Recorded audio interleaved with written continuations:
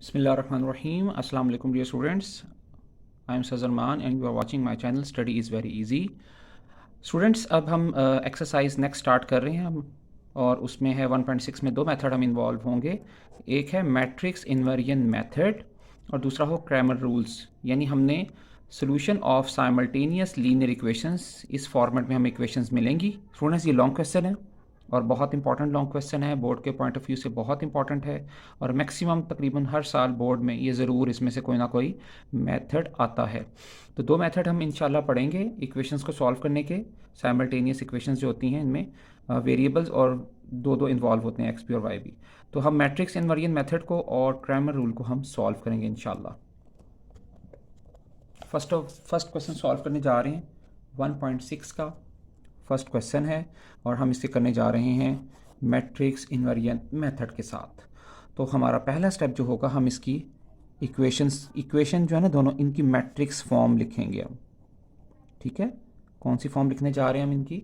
Matrix form. अब वो कैसे लिखनी है? आपने कोफिशिएंट्स राइट करने। कोफिशिएंट किसे कहते हैं? कोफिशिएंट कहते हैं जो वेरिएबल के साथ जो भी न्यूमेरिकल फिगर मल्टीप्लाई हो, वेरिएबल के साथ जो भी फिगर मल्टीप्लाई हो उसे कोफिशिएंट कहते हैं। और अगर कोई फिगर मल्टीप्लाई ना हो तो हम 1 कोफिशिएंट कंसीडर करते हैं। फिलहाल x के साथ 2 मल्टीप्लाई हो रहा है, तो आपने मैट्रिक्स फॉर्म में लिखना है जी। ये सारा 2 और यहाँ से 3, ये कॉफिशिएंट से नोट कर रहा हूँ। 2 के साथ माइनस का साइन भी नोट होगा, -2 और 2। ये आगे कॉफिशिएंट्स आपने नोट कर लिए।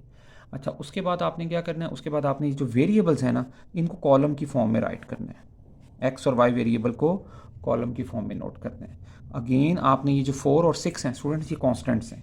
ठीक है, इनको आपने मैट्रिक्स की फॉर्म में, कॉलम फॉर्म में नोट कर लेना है। ले स्टूडेंट्स, आपका स्टार्ट हो गया। पहला स्टेप होगा कि आपने इक्वेशंस को मैट्रिक्स फॉर्म में कन्वर्ट कर दिया। अच्छा, अब नेक्स्ट स्टेप क्या है हमारा? नेक्स्ट स्टेप हमारा, हम इनको लेबलिंग करने जा रहे हैं। ये जो कोफिशिएंट्स हैं इनको हम ए कहेंगे, ए मैट्रिक्स है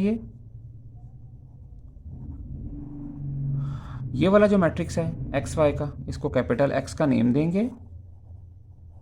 वैसे हम नेम कोई भी दे सकते हैं, लेकिन हम एक स्टैंडर्ड रखते हैं, जो आपकी बुक में सॉल्व में मेथड हम उसको फॉलो करते हैं। और ये जो कॉन्स्टेंट्स हैं इनका नाम हम बी रखेंगे, कैपिटल बी। स्टूडेंट्स, एक बात क्लियर कर लें कि मैट्रिसेस के जो नेम होते हैं ना, वो कैपिटल अल्फ़ाबेट्स में होते हैं। ठीक है, स्मॉल में नहीं रखते हम। मैट्रिसेस के जितने नेम हैं हम कैपिटल अल्फ़ाबेट ही रखेंगे। अब स्टूडेंट्स ये गौर करें कि ये मैट्रिक्स और ये मैट्रिक्स आपस में हो रहे हैं मल्टीप्लाई। अब इसका नाम रखा ए, इसका नाम रखा कैपिटल एक्स, तो ये दोनों आपस में मल्टीप्लाई हो जाएंगे लाइक दिस, इक्वल। और इधर इसको क्या नाम दिया हमने? बी। ठीक हो गया, A X is equal to B आ जाएगा। अच्छा, अब इसको सॉल्व कर लेते हैं। ए मल्टीप्लाई हो रहा है एक्स के साथ, तो बी से हो जाएगा डिवाइड। बी से हो जाएगा डिवाइड, सॉरी अभी नहीं करना हमने। ए मल्टीप्लाई हो रहा है तो एक्स के साथ, तो हम बी से इससे क्या कर रहे हैं? डिवाइड करें, जैसे आम मैथ में करते हैं हम। अच्छा, ए को जब हम डिवाइड, अब आप इसे मल्टीप्लाई की फॉर्म में कन्वर्ट करें। जैसे ही आप ए को मल्टीप्लाई की फॉर्म में कन्वर्ट करेंगे, ए इन्वर्स हो जाएगा। वो कैसे?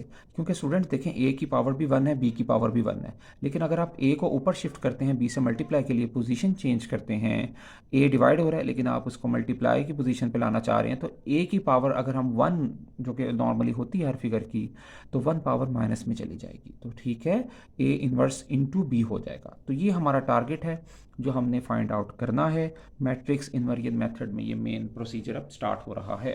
तो सबसे पहले आपने ए इन्वर्स फाइंड आउट करना है। ठीक है, तो ए इन्वर्स के लिए हमें क्या क्या करना है आपको पता है ना, आपने 1.5 भी सीखी हुई है, तो उसमें भी हमने ये सॉरी, पहले ए का डिटर्मिनेंट लेंगे फर्स्ट ऑफ ऑल। पहले लिया ए का डिटर्मिनेंट। ओके, ठीक है, अब डिटर्मिनेंट फाइंड आउट कर लेते हैं। क्रॉस मल्टीप्लाई करेंगे, 2 को 2 से मल्टीप्लाई करेंगे और -3 को -2 से मल्टीप्लाई करेंगे। 2 टू द 4 माइनस माइनस हो जाएगा प्लस, 3 टू द 6। अब 4 और 6 को प्लस कर देंगे तो 10 आ जाएगा। ये आ गया आपका ए का डिटर्मिनेंट। यानी 2 को 2 से मल्टीप्लाई कर दें, माइनस, फिर 3 को 2 से मल्टीप्लाई कर दें, साथ माइनस है, माइनस माइनस हो जाएगा प्लस, 4 + 6 जो है वो हो जाएगा 10। हमारे पास ए का डिटर्मिनेंट आ चुका है। अब हम एडजॉइंट भी मालूम कर लेते हैं। तो एडजॉइंट भी ऑलरेडी आपने लर्न किया हुआ है, कैसे करना है हमने?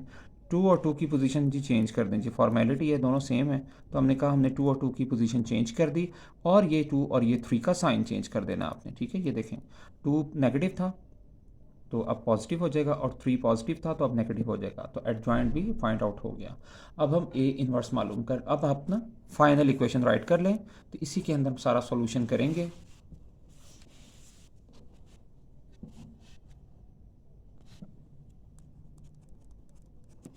फर्स्ट ऑफ ऑल आपने क्या करना है स्टूडेंट्स, अब आपने मालूम क्या करना है, अब आपने फाइनल इक्वेशन फाइंड आउट करनी है, ए इनवर्स इंटू बी।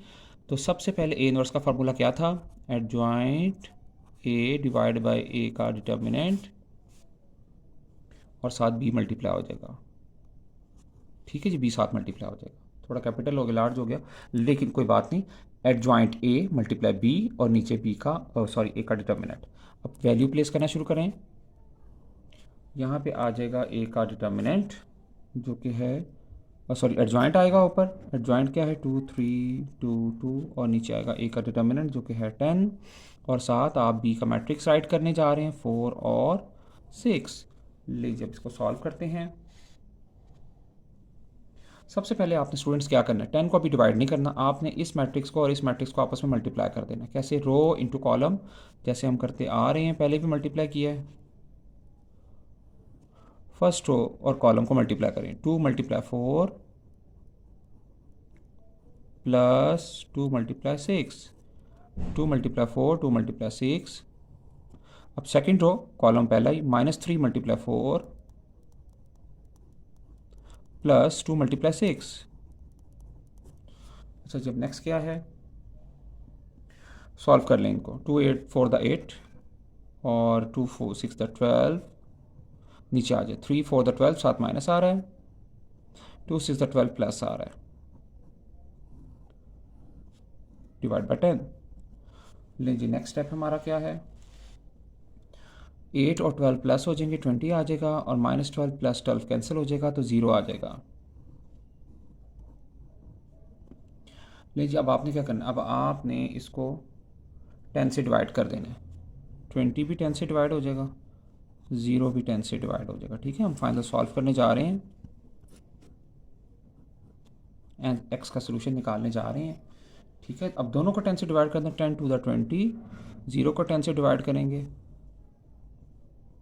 तो 0 आ जाएगा, ठीक हो गया। 10 टू द 20 और 0 को 10 से डिवाइड करेंगे तो 0 आ जाएगा।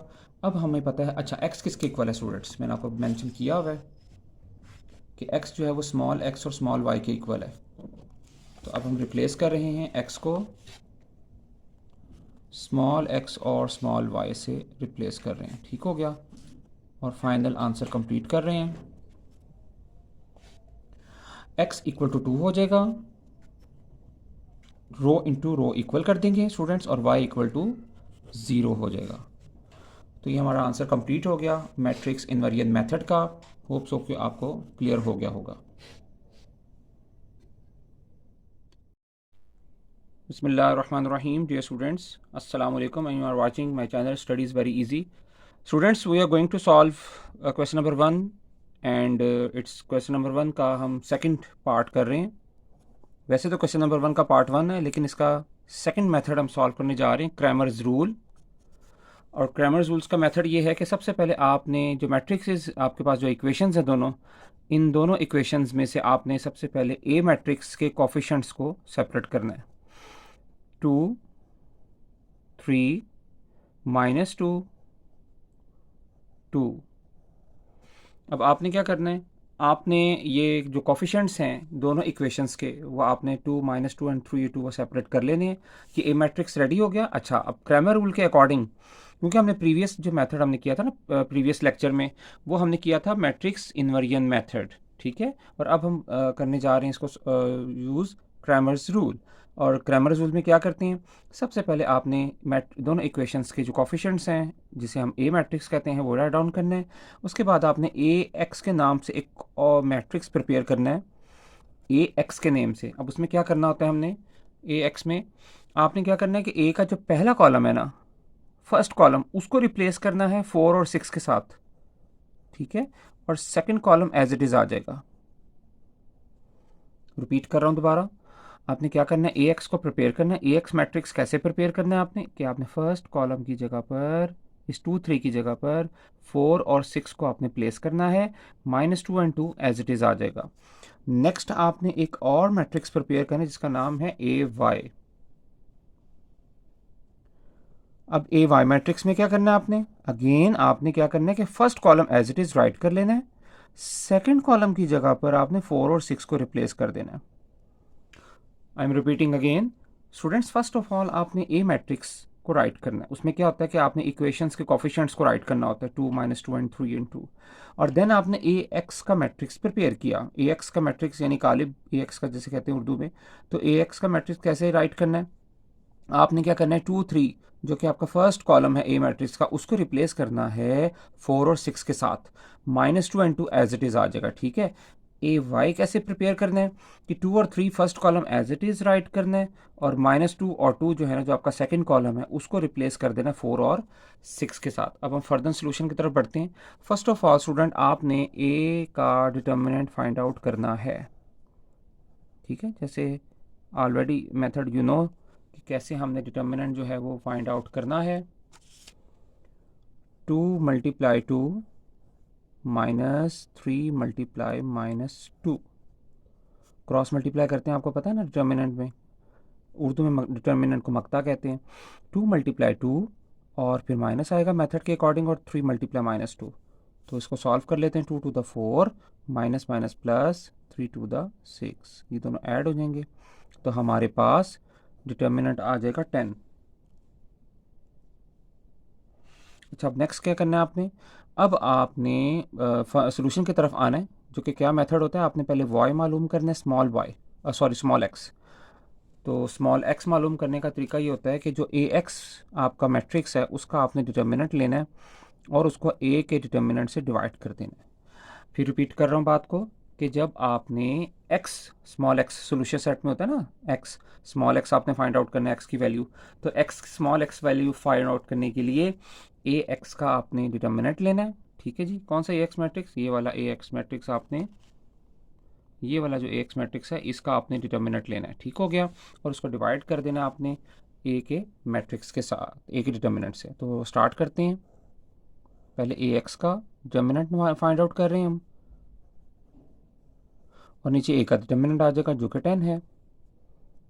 और तरीका क्या है डिटर्मिनेंट का स्टूडेंट्स, वही मेथड है, क्रॉस मल्टीप्लाई। 4 को 2 से मल्टीप्लाई करना है आपने, -6 को -2 से मल्टीप्लाई कर देना है, डिवाइड बाय 10। सॉल्व कर लें इसको, 4 to the 8 minus minus plus 6 to the 12। Again इसको फर्दर आगे बढ़ाते हैं, तो ये 20 आ जाएगा। 8 और 12 प्लस करें 20, 20 को 10 से डिवाइड कर दें, तो 10 to the 20। ठीक है जी, तो हमारे पास x का आंसर आ गया 2। अब नेक्स्ट पोर्शन क्या है, y कैसे फाइंड आउट करना है, एज इट इज़ हम फाइंड करेंगे। y फाइंड आउट करने के लिए स्टूडेंट्स ए वाई का डिटर्मिनेंट लेंगे और उसको a के डिटर्मिनेंट से डिवाइड कर देंगे। अब ए वाई का डिटर्मिनेंट कैसे होगा, जाहिर बात है ए वाई का मैट्रिक्स इन्वॉल्व हो रहा है इसके अंदर। तो स्टूडेंट्स कौन सा ए वाई का मैट्रिक्स, ये हमने फाइंड आउट किया हुआ है। ये ए वाई का जो मैट्रिक्स है इसका हम लेंगे डिटर्मिनेंट 2 4 3 6,